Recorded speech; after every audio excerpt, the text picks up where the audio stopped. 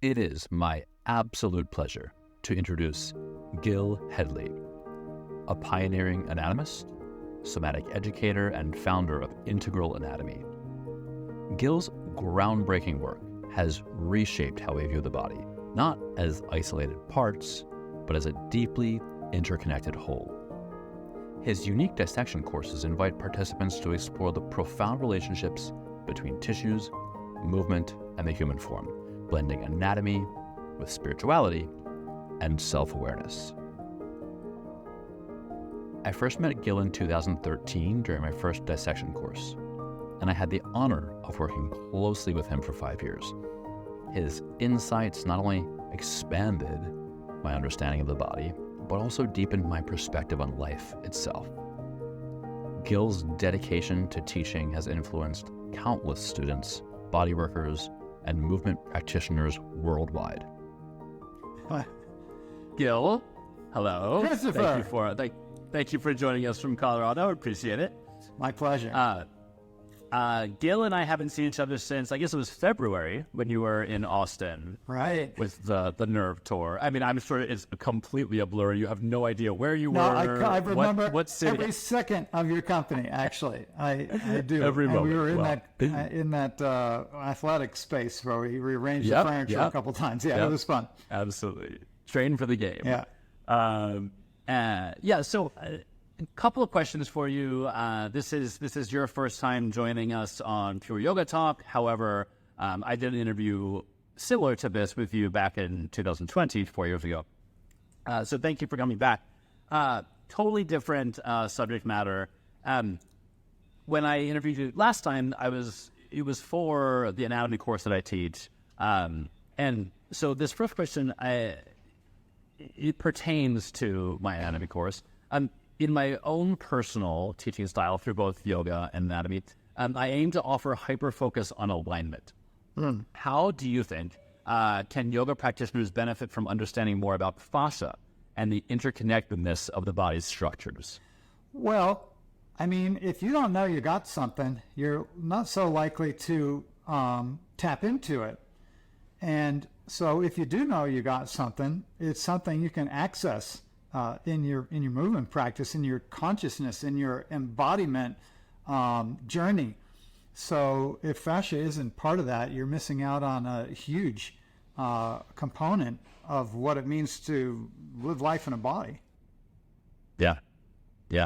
And so in terms of moving through yoga postures, when I first started working with you back in 2013, it changed everything because I could visualize how things are moving in a completely different way. Getting a better grasp. I was about to say fully comprehending, but I don't think any of us can yet fully comprehend. Having a better grasp on the interconnectedness of all of it. Yeah.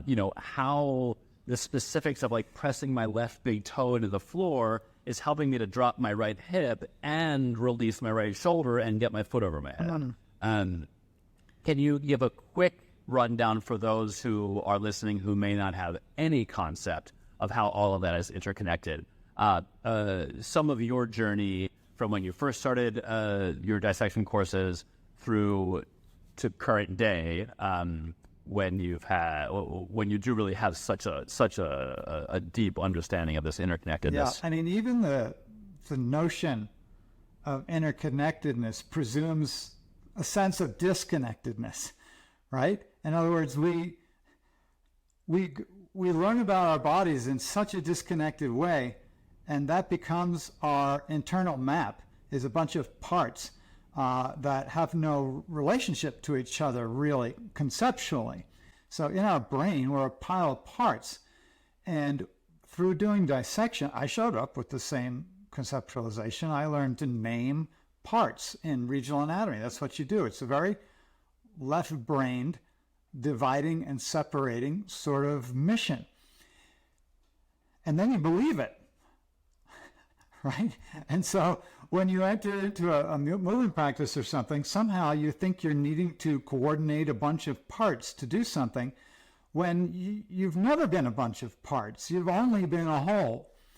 And and you continue to be, even as you conceptualize yourself apart. So when I approached the dissection table, I turned things into parts. That makes complete sense, right? You cut it all up, and then you're like, oh, now it's like what it's supposed to be. It's like what I learned it to be. It's this muscle with a name over here, and this muscle with a name over there, and that organ with that over there, and that bone over there.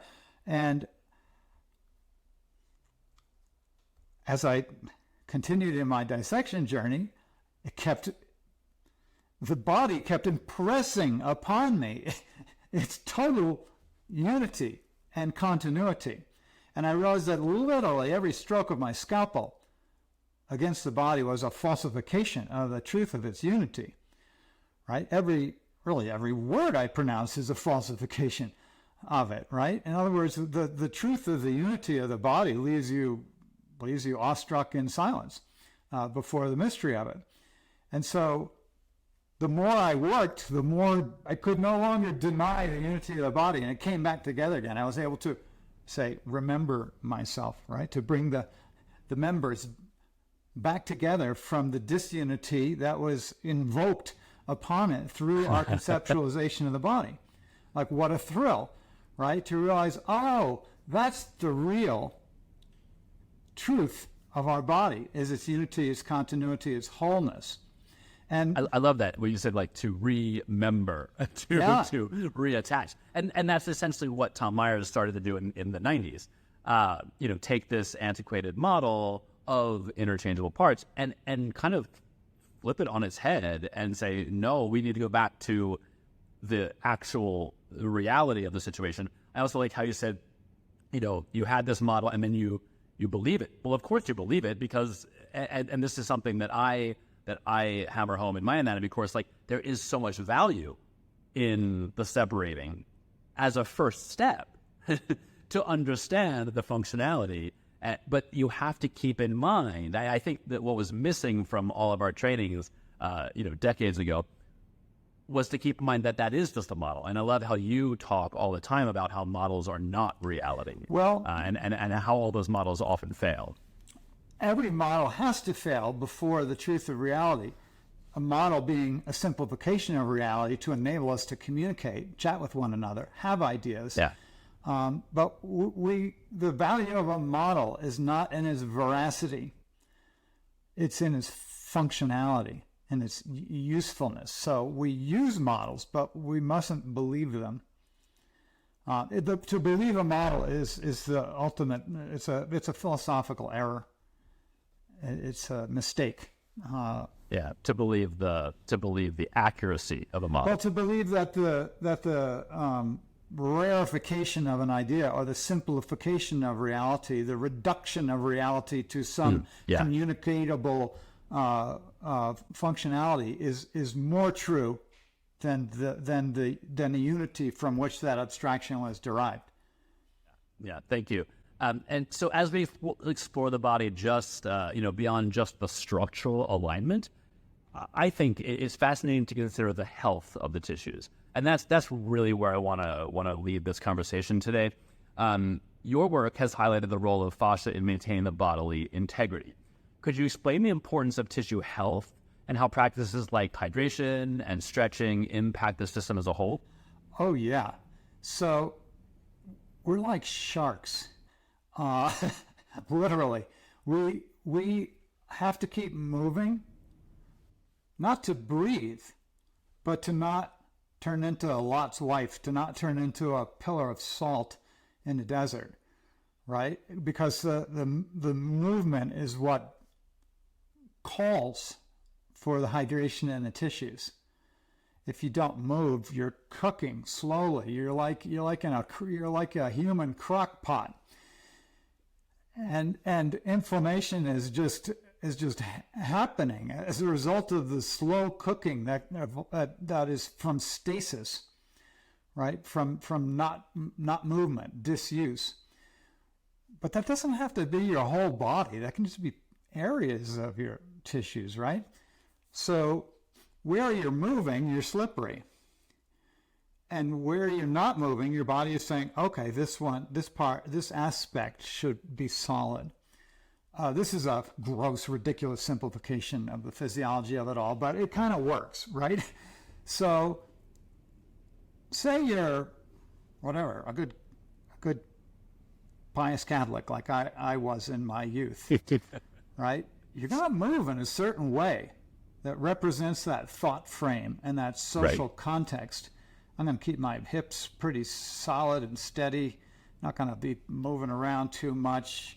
I'm going to be pious. My head's going to be down a little bit in prayer or humility, or and so my movement is going to reflect those thought frames and social contexts in which I've grown up, right? And consequently, some of me is going to be slippery, in certain planes and actions, and the aspects around that are going to start to kind of web over, let's say.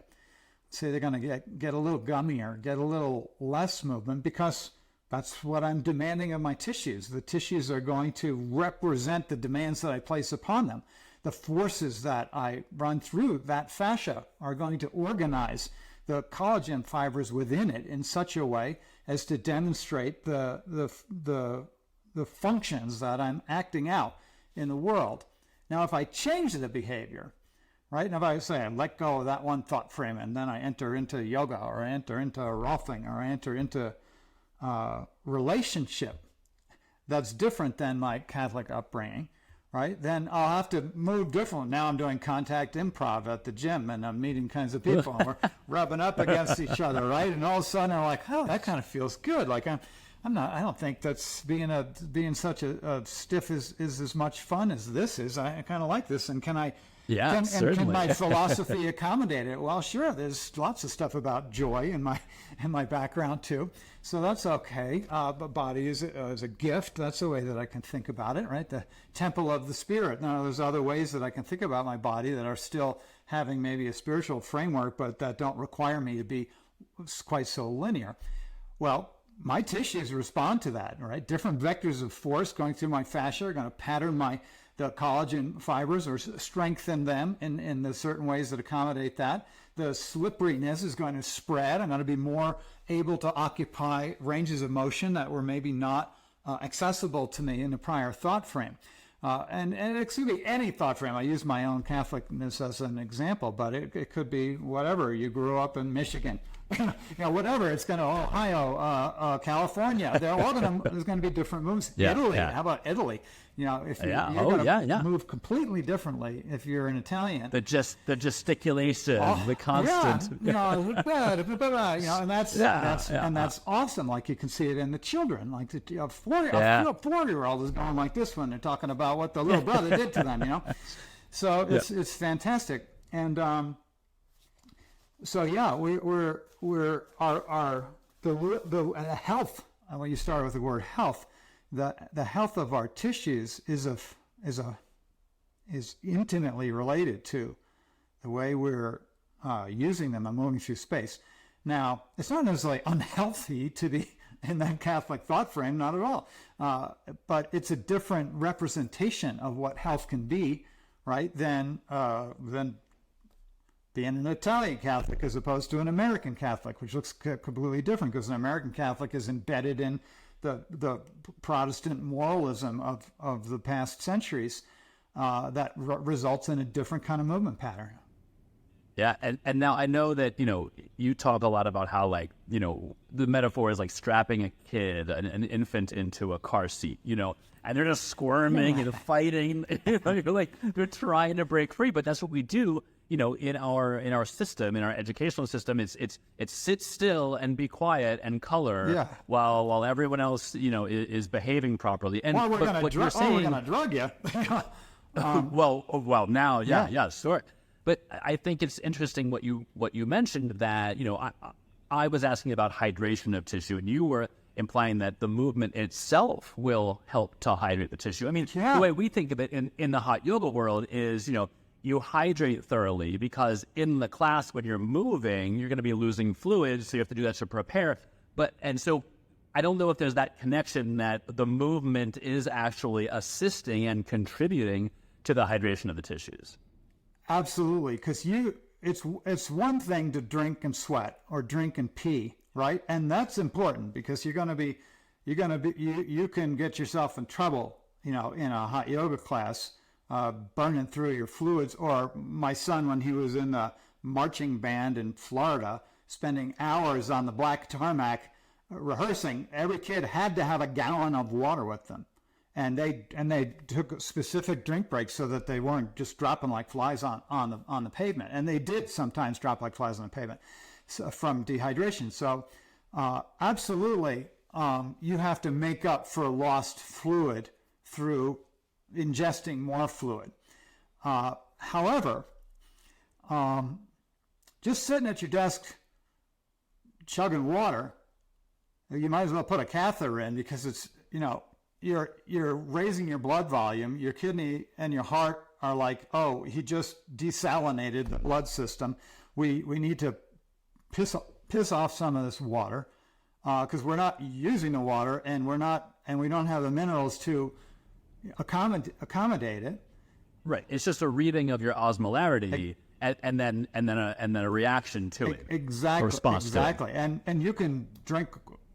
I mean, you can overhydrate yourself to death too. If you just sat and quickly drank 5 gallons of water, you'd die. Right? You kill yourself. Your kidneys couldn't eliminate it quick enough for that regulation to be accomplished. So you can actually die from too much water. So that being said, now we've covered the extremes here. Basically, if you sip water and move, your tissues are going to make use of it. In other words, you're going to pump fluid through your joints. You're going to, you're producing fluid. Also, digestion consumes fluid. So when you eat, right, you're using, maybe we use 2 gallons of water a day to digest the food that we eat. Of course, we don't drink 2 gallons of water a day. I don't know anyone who does. We don't have to, because we can recycle our water, right? So we have what I call the reservoir, right, of our tissues, right? In other words, our musculoskeletal system is actually a fluid reservoir in terms of that perifascia, that superhydrated membranous layer that's allowing for differential movement throughout the whole musculoskeletal form. There's a lot of fluid in there. It all adds up after a while, right?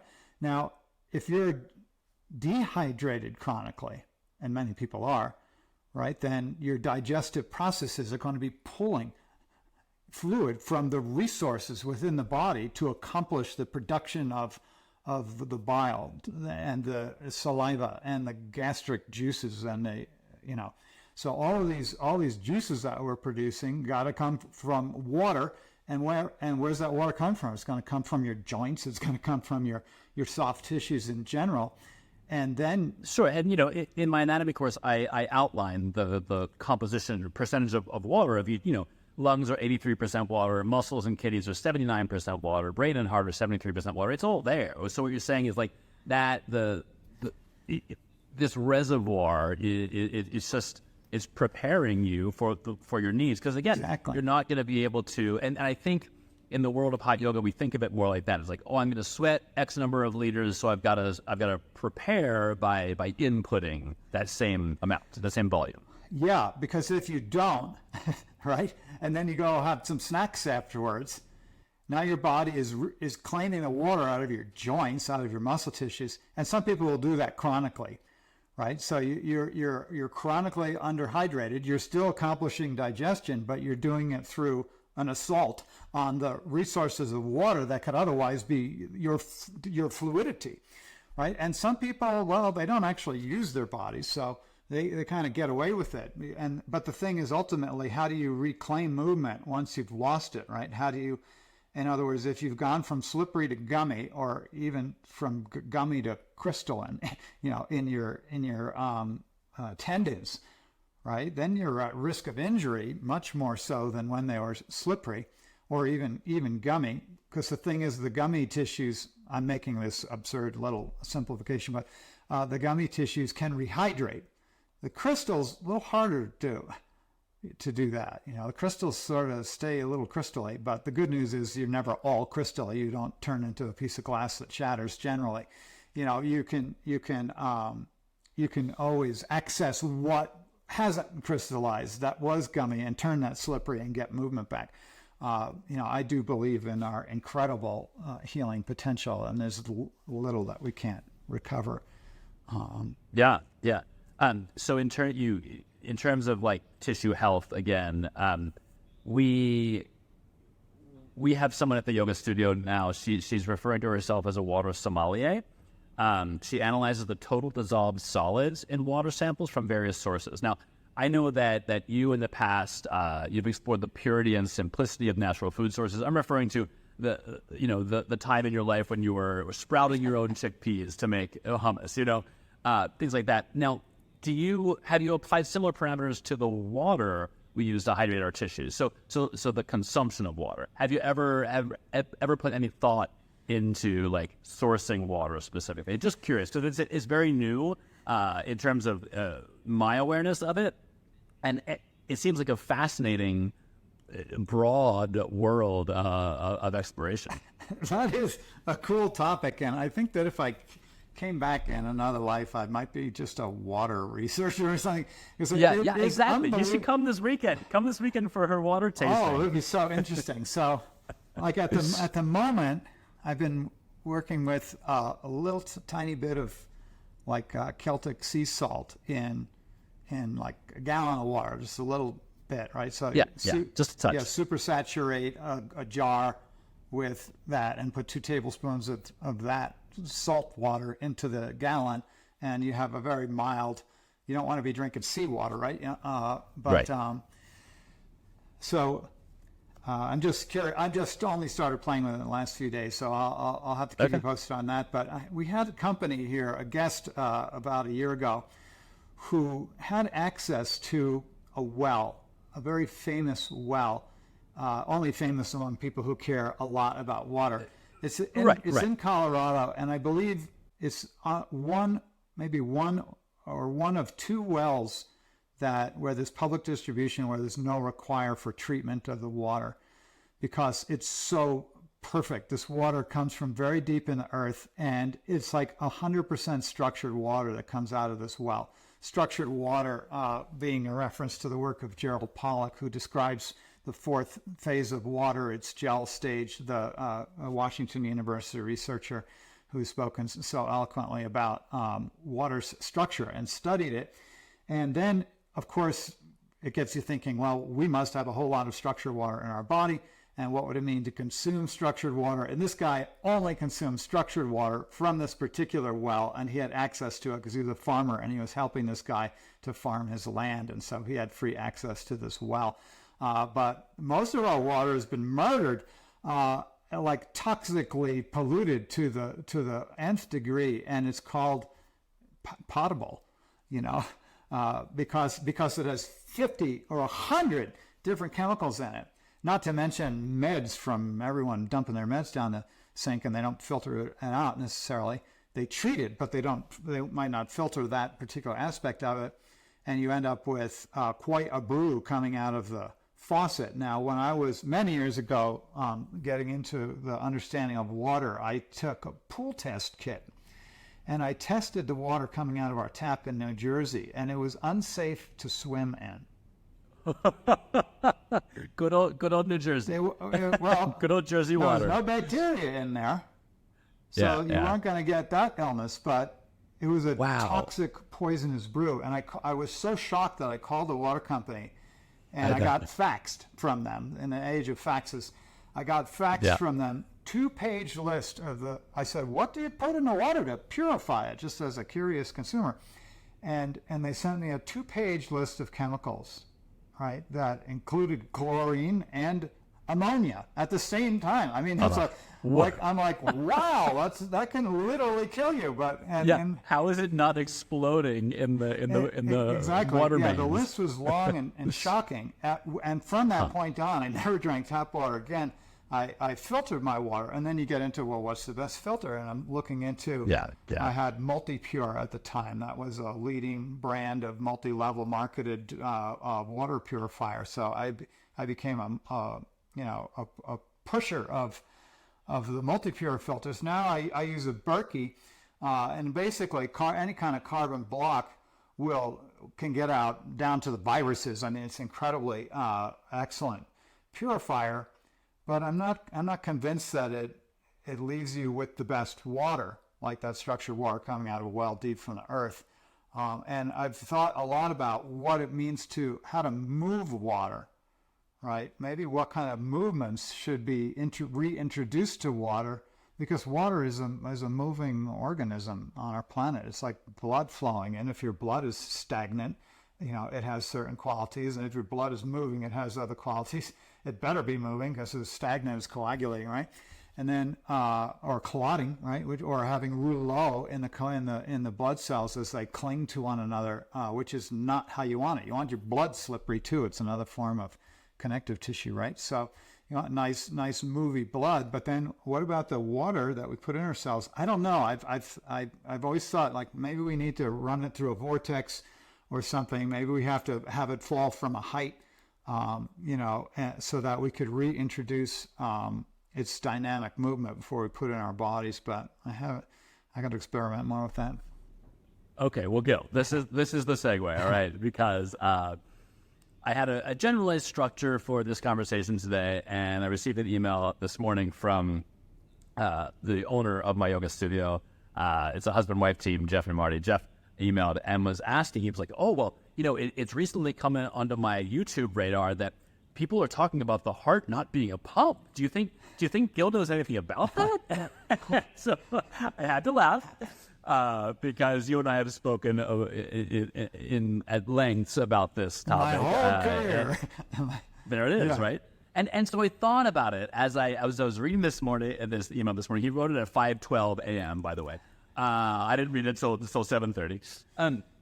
That, this must feel for Gil like one of I don't know how you felt in March of 2018 when researchers finally agreed that there's this new organ in the body called the interstitium. And you must be thinking to yourself, I've been shouting this from the rooftops for 30 years. And now apparently, until I read this email this morning, I wasn't aware that other people are now, other YouTube influencers are talking as the heart as something other than just a pump, what we thought it was. Again, back to those, that the education of these interchangeable parts, the introduction of these interchangeable parts. So can you give a brief description, since I'm now newly aware that it's a topic of conversation out there? Could you give your 2 cents about the heart not being a pump? And then again, like you said, how would we, to use our drinking water as a metaphor, how would we manipulate the water in such a way to give it that property that is so critical in the bloodstream, if it were blood? So in 1920, approximately, Rudolf Steiner wrote a very provocative article called "The Heart is Not a Pump." And if I'm not mistaken, you didn't read the article, but just the headline alone, the title of the article alone. Good memory. That's right. I was so shocked by the title of the article, which I read 30-something years ago. I didn't read the article. I just read the title, as you said. And I was like, what do you mean the heart? Not a pump. We've been told the heart is a pump. It's in every doctor's office. There's a little sign, the pump of the heart. And so I was distressed by the title of the article and so shocked that I couldn't read the article. It planted a seed in my head, and I had to ask the question, well, if it's not a pump, what is it? Right? What's a better metaphor, right, for the heart? Because ultimately, when you predicate something, something is something. That's a metaphor, right? So the heart is a pump, is a metaphor. It's a model, right? So basically, Rudolf Steiner was challenging the conventional medical system's model of the heart as a pump. So I don't know what Rudolf Steiner concluded that the heart is, because I didn't read the article still. But I have my own conclusions after studying, dissecting the heart over and over again. And I have concluded that the heart, I call it the heart center, right? So the whole heart, is an expression of the vascular system that, is throughout the entire form. So the whole heart is shaped like you. The whole heart is shaped like me. My whole heart looks like this, right? But the heart center is the place where the blood refreshes its movement, right? So the heart center is a spinner of blood, and the movement of the blood is essential to fulfilling its functions as a transport mechanism of nutrients and gases and prana, let's say, which I don't even know what it means, but I'm just tossing that out there, that maybe when we breathe, the air that's coming in, that's going to be integrated into our body, has energy, and we absorb that energy and we imprint it with our own as we spin the blood in the heart center and send it whirling as a vortex through to the most distant peripheries of our body, carrying those nutrients, carrying that energy, carrying that oxygen, and then ultimately carrying that carbon dioxide away and expelling it. So we have a medium of gaseous exchange that's a function of the movement, right? Because if the heart had to push the blood, right, through 60,000 miles of vasculature, it would have to be a whole lot bigger. It would have to be as big as your desk. Sure. Well, at your desk, I mean, I would argue it'd have to be the size of a city. It's 60,000 miles of vessels, which would circle the globe twice. So, I mean, you tell me what size Right. pop. I think your desk would not quite Well, cover I'm it. thinking of the heart-lung machine at a hospital, which if you look at it, they wheel it in. It's this giant cart that's twice as big as your desk, actually, and it's this big machine. Is it trying to duplicate what that little fistful of muscle tissue is doing? No, that fistful of muscle tissue doesn't need to do that, because it's not. I mean, if you were doing fluid dynamics and you're a hydrology engineer and you're increasingly shrinking the diameter of the pipe, you need a force coefficient, right, that's quite large to keep pushing through that tiny thing until it's like firing through this nozzle, right? And you can cut cement with water that's forced through a tiny enough pipe. But could you imagine our body being shredded to bits by this forceful energy that's pushing the blood through? It would break every capillary in our body. It's not like that at all. It's a sucking system. It's much more passive than that, and relaxed and meandering, right? All of our blood vessels are meandering like a branching fractal river. And what we really have is the suck of the fluids in our body. We have the capillaries. The water is crawling through them, right? The blood, rather, is crawling through the capillary, clinging to the sides of the vessel and walking its way through to the other side, creating... Because some of those capillaries are only one red blood cell in diameter. So they're literally touching the walls, the inner walls. A capillary can only take one little red blood cell going through it at a time. That's it. They're single file when they get to that point. And so what we have in our body is this thorax with this very low pressure system, right? And then the heart contracts and spins the blood through itself. It's rung through the heart. It's a ringing motion. It puts a spin. It literally is like a baseball pitcher, right? Throwing a fastball, putting a spin on it, right? Like rifling. There's literally rifling in your blood vessels. And the blood is being spun through there. Through the contraction of the heart. It is having its movement refreshed. It vortically moves through there, and those capillaries, right, are emptying constantly as the blood is sucked back up into the thorax, right? So it's a low pressure zone. The blood is being sucked towards the middle, and then when that heart tissue wrings the blood out of itself, now you have a low pressure system within a low pressure system, right? So when the heart unwinds from its contraction, it sucks blood into itself. Contracts, and each time, right? So you have this low pressure zone within a low pressure zone, and the blood is being pulled just by pressure differentials into your chest, into the heart center, and then when that spin is put on it, right? It literally is a laminated vortex with the different components of the blood being in different lamina of the vortex as it spins down, and as it's being pulled to the periphery, right? Because from this low center zone, those little one by one blood cells going through the capillaries are resulting in a vacuum. So Victor Schauberger, I'm going to give you 2 minutes on Victor Schauberger. Victor Schauberger, the Austrian naturalist who was a profound inventor and student of nature, basically built ram's horn-shaped pipes, like conical pipes, ram's horn-shaped pipes with rifling in them.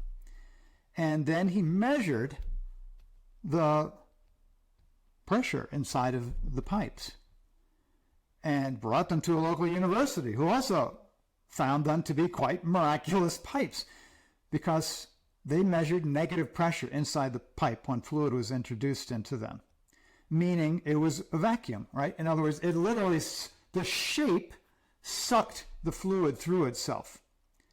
And so he was basically only he was representing rivers in his case, because he was a student of rivers, but I'm a student of the human body, and it's the same friggin' thing. You have a ram's horn formation in the sense that we have meandering, twisting blood vessels. I've been dissecting antibodies for years, and you lie them on a table and they're bombed, and they're like, they're all kinked up and spiraling because they are representing the way that fluids move on this planet, right? With that spiralic, meandering, vortical form. And so just like the banks of the river are being influenced by the movement of the water itself. They're formed by it. Not the other way around. Exactly, not the other way around. So our vessels are a representation in physical space of the way of the energetic movement of the fluid within them. And so your heart doesn't have to work that hard unless you resist the movement flow. Right? So when you are hypertensive and you stiffen your blood vessels against that movement, well, then there's friction. And now you have to push against friction. And the heart muscle will increase in size because it's being turned into a pump. Your heart can be a pump, but only as a pathological representation of resistance to life and its movement within you. And when you do so, and you resist the movement of life within you, your heart will turn into a pump because it will have to keep you going. Homeostasis is going to say, we still got to get the blood through the system, and you'll start to push it through. Isn't that interesting? You mentioned earlier that in every doctor's office, there's a poster that says the heart is the pump. The representation that you've described there is pathological, is the heart in pathology, in its dysfunctional state. Exactly. And that's what's being, I guess, for lack of a better word, like advertised on the wall of a physician's office. Yeah. Yeah. That's pretty wild. This is a perfect segue. Thank you for that explanation. There's a slogan from Longevity Centers of America: if you can't afford prevention, how can you afford disease? And so this ties awesome. very nicely. Yeah. This ties very nicely in with, my curiosity in this specific conversation about tissue health, and broadening that a bit further with a deeper connection to our bodies. We start thinking about maintaining health over time. So there's a growing focus now on health span. Whether it's Andrew Huberman or Peter Attia, everyone's talking about health span. Not just living longer, but living healthier. Now, how do body awareness, hydration, tissue health, how do you think that they all contribute to health span? Well, many of us have seen this video of Mick Jagger at 81 doing a rehearsal, coming out on stage to the blaring music, and he is at 81 years old like a gazelle. He is hopping around and doing his thing. I saw him when he was like 42. And at that time, I thought he was an old guy, right? Because I was 20 or something, right? And I was 22, he was 42. And I was like, oh, he's an old man. I can't believe he's still doing that stuff. And now, 40 years later, he's still doing it. By the way, Marty, Jeff's wife, Marty, the co-owner of the yoga studio, will be very appreciative of your Mick Jagger reference because she's a big fan. Yeah, so and thank you for that. So any of us who have an 81-year-old in our family might not find them moving around like Mick Jagger at the time. So again, that to me is an amazing example either of the power of drugs. Right. So recreational That drugs. could just be an image, right? It could just be an image because I know for a fact that when I saw him on tour when he was 42, he was he was running 8 miles a day as part of his fitness regime on that tour. So I think he's been helping on his whole life, and just Interesting. They leave it to Keith Richards to do drugs, but he's still going too. So who can say? But it's just to say that I've never heard this phrase, health span. Actually, so you're introducing it to me for the first time. Okay. I like it, and so let me specify then, since it's new to you, it's just about like how able you are to live your life in the last few years of your life. Instead of a steady decline as you go through 70s, 80s, 90s, it's just like, you're healthy, and then like you drop off the day before you die. So you're living. It's maximizing your ability to do the things that you want to do in life. Nice. Essentially, I love it. Yeah, and something many of us will experience, like plateaus into decline, and then be like, oh no, this ain't happening on my watch, and then recover. I've done this a couple times where I've plateaued. Yeah. It's like when I hit my early 40s, I was like, oh, I starting to understand what they mean by aging. And then I'm like, fuck that. Yeah, I'm going to do things that recover myself. The resistance. And then work, and you fall off the wagon, and things happen, and you get occupied with other things, and then you find yourself sliding down again, and it's like, oh shoot, that's that thing again, and you recover. And so it's kind of depending upon the kind of life you're leading or the kind of work that you do and the demands that you place upon your body. Some work is incredibly sedentary. My work is incredibly sedentary. I'm either editing at a computer at a desk, or I'm sitting at a dissection table, or standing bent over it, upside down and backwards. We all know that posture. Yeah, that's the posture. Yeah, and so I call it taking one for the team, because on numerous occasions when I've done these incredibly long projects, I've really done some damage to my body that I have to recover from. The nerve project, 5 months in the lab, I injured myself. I gave myself a frozen shoulder, and I've since created an incredible amount of recovered mobility. But it's work to get your body back, right? So if you want to have a health span in a later life, it's likely that you'll go through numerous, plateaus, dives, nosedives, and upswings, because it's not that easy to be completely consistent with a health regimen like yourself, who's probably in your 15,000th consecutive day of doing hot yoga. What are we up to now, buddy? Well, it's funny you should ask, because I did have to have a colonoscopy in August. Oh, put you on the sideline that day, huh? I couldn't, rationally walk into a hot yoga room on those medication, the medication that was, that was surging through my bowels. So I took 2 days off. I think that's super healthy. Yeah, a little break. But, I did hit 2,000 last summer, 2,000 consecutive days. But, I started over, and then, but yeah, it's funny, I was thoroughly convinced that the day of the procedure, I would be able to go in and take a yoga class, but that medication doesn't stop working at the point of, it's still working. So I was like, no, I'm not going to yoga today. So most lives have more interruptions.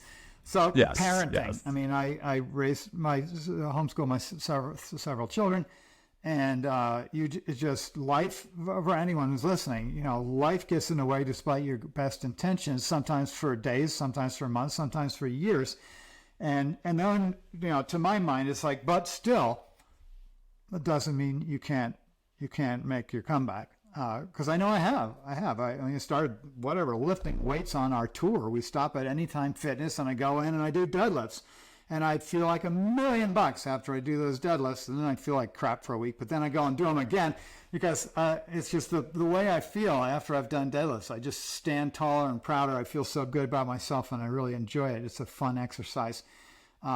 So, at the moment, I only have the slimmest spot of opening on a course of a week with several performances and tons of driving where I can do it. But I'm looking forward to next year when I have a recovery year, and I'm going to edit, and that's a lot of stasis, but I'm also going to work in the yard, and I'm going to take care of myself in a way that I'm not able to under the duress of this current occupation, right?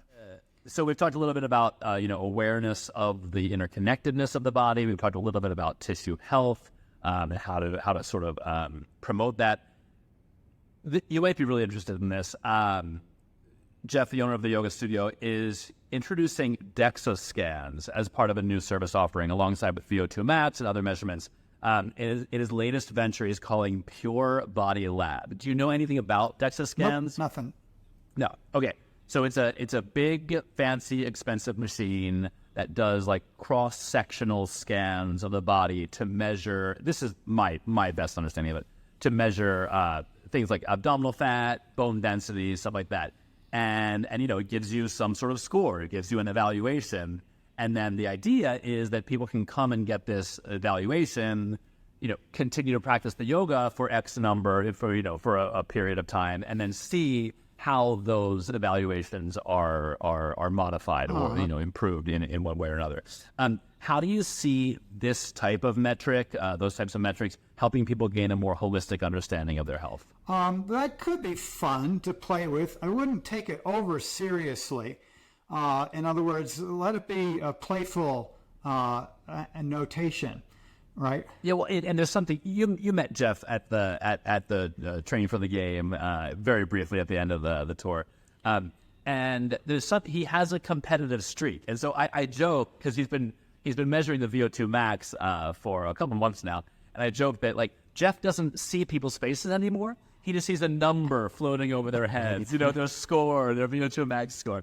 And so I think that is one of the notions here, that like, it's just going to be a fun project to see if we can get this score to move in one direction or another. Yeah, because whatever that score is that seems ideal according to whoever invented that machine's perception of it is going to be a limit cycle on some person's variation of the human form that doesn't follow that map. We are, if anything, a variable creature, right? So look at us, except for identical twins, which, right, we're really incredibly varied. And even identical twins who are placed in different places in different environments are going to change, right?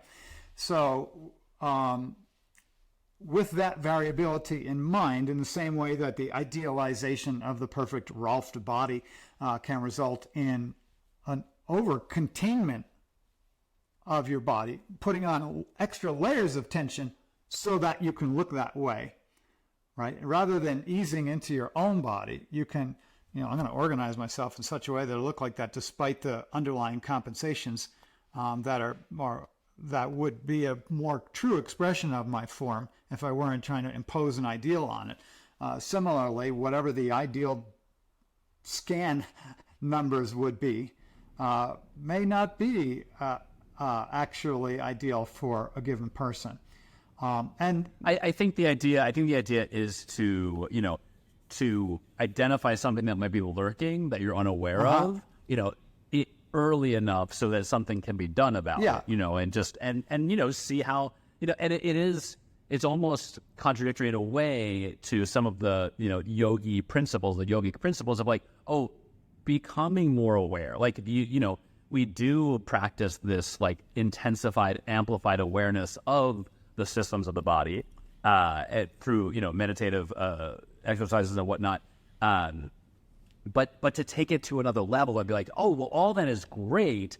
And, modern Western medicine can do a lot of amazing things in, that we are not capable of. I think of like the, it is said that the Buddha was able to, that Siddhartha Gautama was able to measure the number of atoms, and like 2,000 years before the machine was invented to do the same thing. Well, I think if something is being used to enhance body awareness and maybe give you a preview on health issues that might be coming up, that could be useful. I have an inherent skepticism towards reducing anybody to anything other than what they are, and then what is that experience of self, and can there be acceptance there so that you can maybe move forward? Because anytime we put an idealized version of anything in front of us, we will fail to match it. And so again, sounds like fun. Yeah. I think you would be proud, Gil, because we have, you look at the attendance of any particular yoga class at our studio, and the shapes and the sizes and the it's a huge variety. Wonderful. It's a big mixing pot, Yeah. which is fantastic, I think. Great.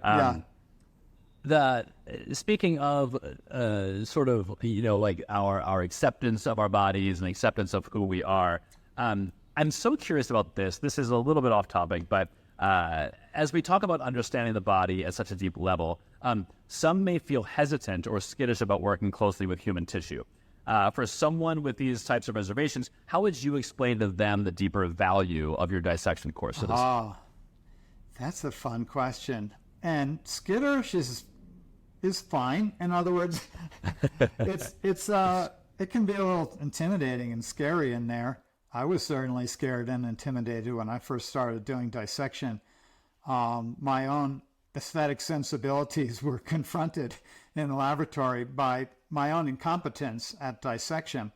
So, in other words, I massacred the tissues and created and turned them into something very unlike what they were, in living form. And with greater skill, I've been able to find the beauty in the mess, as it were, and appreciate it to a degree that I'm in love with it. You know what I'm saying? So I've come a long way, baby. But it's such an incredible value, I think. Even if you can't come to the lab, just to look at videos from the lab. Well, mine actually, just because I wouldn't say just any videos from the lab, because if you don't have an aesthetic sensibility when you're pointing at camera, or when you're dissecting, or when you're demonstrating the tissues, it can be just a disaster. So I've worked really hard to make my my images and my videos look at-able, right? In other words, they're pristine, and I've seen the content that you've produced, in the past couple of years, since I was working closely with you, and I know how much cleaning and prepping and presentational aesthetics that go into getting those shots, and it's what you've accomplished in the past couple of years is really magnificent. And we'll give the plugs and everything. If you guys, the listeners, want to go to gilhedley.com, there's a bunch of free content there. But there's also a membership wall, and there's rooms full of data and of content there for you. But to return to your why, in other words, why, I have to preface why with that, because I wouldn't just steer you into any old dissection lab. I wouldn't steer you into any old video, because the educational value of it can be vastly on a continuum, right?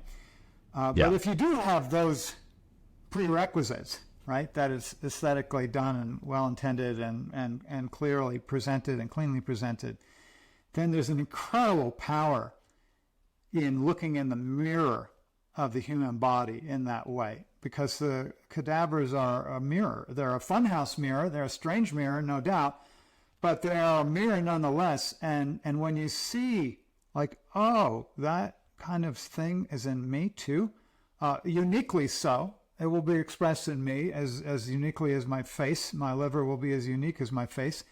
My stomach will be as unique as my face, from one to another. And yet when I look into another's, I can see uniqueness mirrored back to me.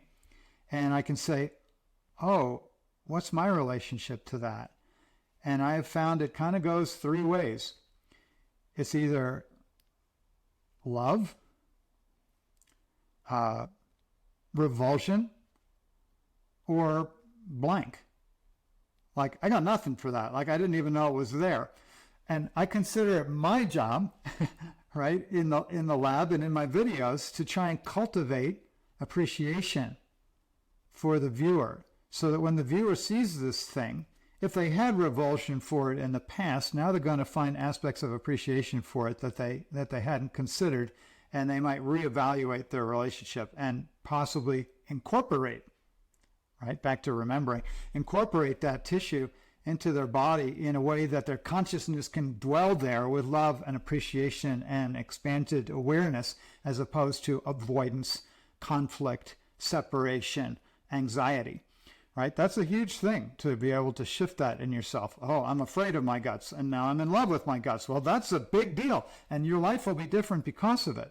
Or maybe you thought muscle tissue is the coolest thing since sliced bread, and you love to stare at pictures of muscles on the anatomy chart or whatever, and then you see that muscles are not alone in there, right? They're completely wrapped, enveloped, structured by, and given their strength from the fascia in which they're embedded. And then you're like, oh, my best friend has best friends, like, and we can all be in this together, and I can appreciate the context of this tissue in a way that I never did, and then possibly also access a different kind of movement relative to it, because now I know there's more there. Or something that you didn't know was there at all, right? I didn't know I had a spleen. I don't know what it is. I heard the word, but I never really connected with it. Now you're like, oh, I have this little cuddly, this little cuddly critter nestled in my ribs there, and I can make friends with that, and realize that I'm gifted with that in ways that I never understood, and how marvelous is life and the gift of my body for having that, something that I didn't even know was there before. And so whether it's revulsion or appreciation or ignorance, we can move into greater levels of awareness and conscious presence to ourselves.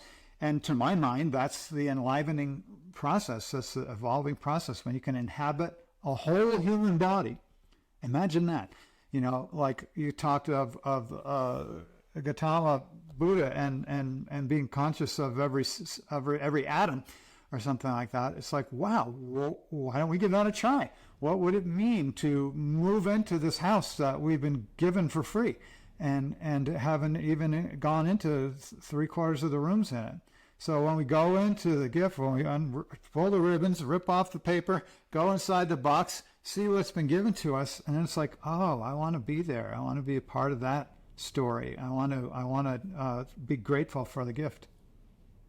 And you've done that from the beginning. From the beginning of my my introduction to your material, back with the Integral Anatomy DVDs. You're constantly like framing those images with other images that we're familiar with, trees and streams and nature. And I think that's so beautiful. That's your way of cultivating beauty in this area of subject matter, which some people might see as the exact opposite. And you've created so much. You've made it accessible for people in ways that they may think is not possible. Well, thank you. That's definitely my hope and intention. Oh yeah, and you obviously you've been teaching these courses for decades now, and you have a massive following. So I'm not the only one who feels that way, obviously. This brings us to a broader topic: how working with the human body shapes our relationship with life and our bodies. I know that your mother recently celebrated her 90th birthday. It's incredible. She's such an amazing human. She's always been so sweet to me every time I've interacted with her. How has your work with the body, particularly through dissection, influenced your views on aging and mortality? Wow, that's a multi-pronged. that springs into many avenues in my mind when you ask that question, because one of them is like, what's death? Because there's clearly something going on there. That's different than what's going on in the people standing around the table, right? We're standing around a table, and there's something on the table. We're moving. That's not moving. We are kind of have a kind of a glow, literally a glow about us. Like we don't even know that we perceive the energetic glow of our body. until you don't see it, and then you're like, where'd it go? And so there's a life force through us that in death isn't there, and I don't believe in death, actually. I'm off death. I believe in our eternalness, actually. And death is literally just metamorphosis, right? And this is not a new notion. I'm just on board with the notion, right? That really death has no sting the way we imagine it is through our attachment to bodies. And that who I am, while I'm expressing in a bodily way, it can never be reduced to the bodily way of who I am. So I definitely have gotten a sense of being more than a body from working with dead bodies. Right? There's more to us than this body. And the body itself, we've already shed it. How many times? How old are you? How many times? What of this body with which we so heavily identify is actually enduring? Yeah. What is it? It's the iris of the eye. I think the lens of the eye, I think, is the only cellular structure that remains from birth. Something like that. I don't know. That's it. I don't know. I'm sure those atoms are swapping out too. Those electrons are swapping out, and we are just look under the couch. bang your pillow in a sunbeam, and you'll find out where your body went. Right? Put on a slide projector and look at that beam of light, and literally there's just clouds of muck flying by, and we're breathing that in and breathing it out. And some people will now fall into scrupulous Howard Hughes style cleanliness, thinking they can avoid that. Sorry, it's not going to happen. It's just an illusion that you create for yourself. And we're really, moving through the earth as beings. We're Adam. We're persons of the earth, and we're moving through the earth, and it's okay, and it's not all there is. So I've gotten that much out of it. Like, yeah, I'm living this body life in this Gil body right now, but I'm not going to be a fool and think that's to me it's foolish, actually, to imagine that's the whole deal, because I've already reincarnated in this body how many times, right? And yet still I have a sense of who I am that's consistent across all the bodies that I've inhabited in this lifetime. I have already moved through the species in my developmental phases, from a one-celled creature to a multi-celled creature to a little tadpole to a furry thing to a shedding of the furry thing. I've moved through these stages in this lifetime, from one to where I am now. How could I mistake who I am for any one of those things, for any one iteration of this form, which itself is shedding all the time? So whether it's transmigration through all those forms that I've already experienced in this single lifetime, I have transmigrated my identity, my who I am through so many forms, and I have reincarnated myself through so many bodies in the course of just this one lifetime. Why would I think that just because this mold breaks and is done, that I'm not going to continue being? So, yeah, I don't believe in death, for one, after spending 30 years standing next to dead bodies. I love that. And as far as aging goes, well, once you're not afraid of death, then you're not going to take aging quite so seriously. Yeah, that's right? true. Like, it's because if you say you're going to be healthy as a horse until you drop dead from whatever, a lightning bolt at 120 years old. Right. The definition of this concept of health span. Yeah. Yes. Exactly. So you're 120 years old. You're healthy as a horse. You get hit by a pickle truck or struck by a bolt of lightning. Like, does it really matter? Does it matter? Do you really want to extend this particular physical life forever? What a fucking bore. I mean, I know. I was just reading that now there is this thing that we have the capacity to live up to 150 years. Who wants to live to 150? Not right. me. But that is a great way to kind of start to wrap this conversation. Is that like that is it? Like without the fear of death, then aging doesn't even become an issue anymore. You're just doing your thing. And you're loving it. And all the beautiful gurus who've come and gone in their bodies and have treated us with their wisdom, in the yoga community particularly, you don't see them trying to live to be 150 years. They're like, 75 was awesome. I'm going to cross my legs. I'm going to do a little Mahasamadhi here. Peace out, carry on, folks. It was great being with you, but I got best of luck to you all. Best of luck to you all. And so I'm definitely not like the longevity guy personally, because I'm like, this is awesome. I've done a lot. I can't wait for vacation. It's going to be amazing. Yeah. So Rachel worries. She's like, you don't have power of attorney over me because you're not as quite as attached as I want you to be to our bodies. You know? Which is funny. We always laugh about that, but it is true.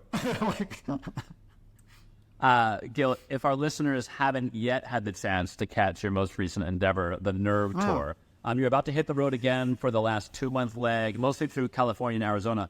But there's a bonus live stream opportunity in early January.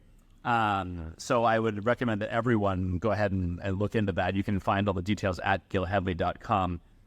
But in the preparation for this tour, you had a unique experience with a cadaver donor whom you referred to as Captain. Yeah. Could tell us a little bit about how this experience sheds light onto how nutrition, movement, and lifestyle choices directly impact the tissue health.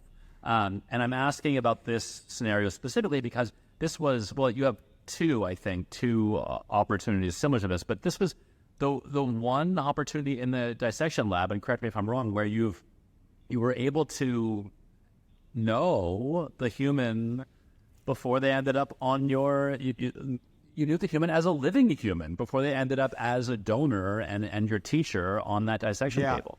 So tell me a little bit about how you have been able to kind of tell that story of, Captain did X, Y, and Z in his life, and all of those lifestyle choices led to what I'm seeing on the table. Yeah. I mean, there is that, right? So Captain lived his life, and those imprints were visible in his form. And it is amazing to be able to corroborate these things, but also to not corroborate them. It's just as interesting, those aspects which corroborate, like Captain did this, and here's the shape of this organ. Here's the impact on this organ. Here's the symptoms that he experienced, and whoa. Look at that prostate. Like, there's like, you can see correlations there. But also, just as interesting, I found, was the things that he thought was going on with him that looked quite different in the form, or things that the family said, this is what the surgeons told us that they did. And then I look in there and I'm like, I don't know what happened in this game of telephone between what the surgeon told you as their attempt to simplify or somehow metaphorize, right, the procedure, and then what the family took from that and remembered from it, what Captain took from it and told his family happened, right? And then you look inside and we're like, that didn't happen. Like, I don't know what they're talking about because this thing looks fine, And there were surgeries here, but I'm not sure it was exactly what they said happened here. So that was equally amazing, which is just to say it's very humbling how ignorant we really are about what's happening in our bodies. So there's both. Those are two pulses that I'd have to say were remarkable. One, we found corroborations. Captain didn't smoke, and his lungs were healthy. Captain had prostate issues that he was complaining about, and I saw his prostate. It was clearly would have been distressing to have had that going on in your body. Or he had many abdominal surgeries. So there was all kinds of scar tissue and adherence inside the visceral spaces, but less than you would have imagined from what they described that they had done, like rearranging the right. furniture completely. And it was like, because you've seen that. You have seen yeah. the result of that type of furniture exactly. rearrangement. I've seen the kind of surgery that was described and how it impacts there, and I didn't see that in him. So it was very interesting too. It's like, oh, so we can't even assume from what a surgeon tells us they did to us, or from what experiences we think we've had, that's going to A plus B equals C is going to end up a certain way in our body. It may not. He was an extremely active, strong person, so he could have worked through kind of adhesions that a more sedentary person might not have been able to do. So that was kind of cool and too. It reminds me of the disparity that you've described between models and reality. To bring it right back to where we started the conversation, it's like the way that the medical professionals were describing the current situation is just a model of what they believe to be, and the reality is it cannot, by definition, cannot be the model. Yeah, that's right. Well, on that note, Gil, thank you, sir. Well tied in a bow. I appreciate it.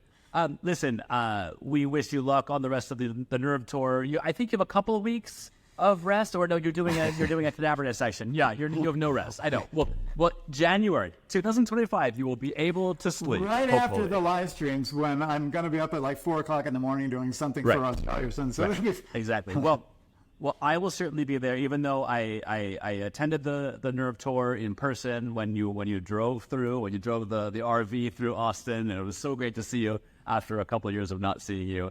And but I'll be tuning in for the live stream version of that.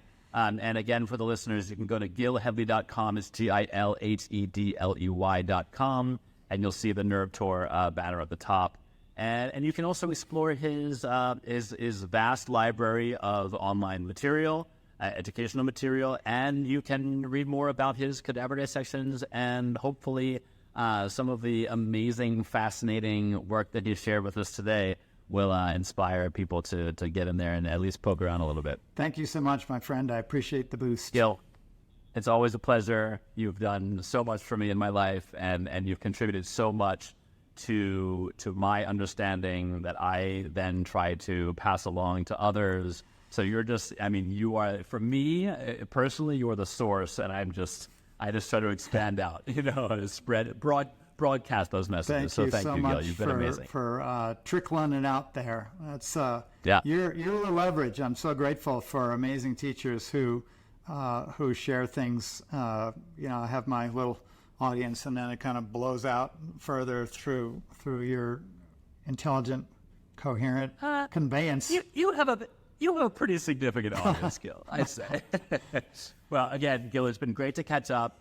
Good to see your face as always, and we'll stay in touch, and we'll check out the website, and we will see you on that live stream in January. Very excited. Can't wait. All right, thank you, Gil. Thank you.